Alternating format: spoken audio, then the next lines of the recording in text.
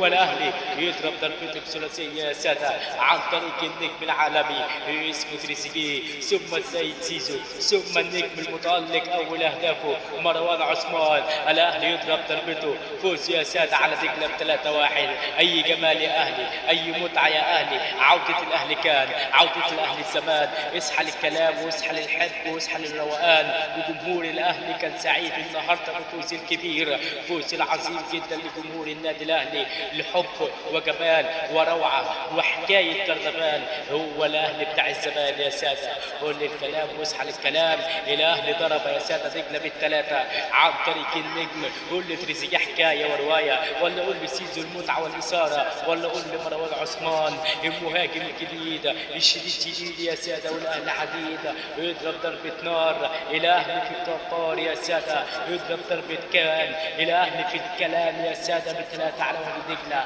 انما ضربه الاهلي بالثلاثيه يا ساده.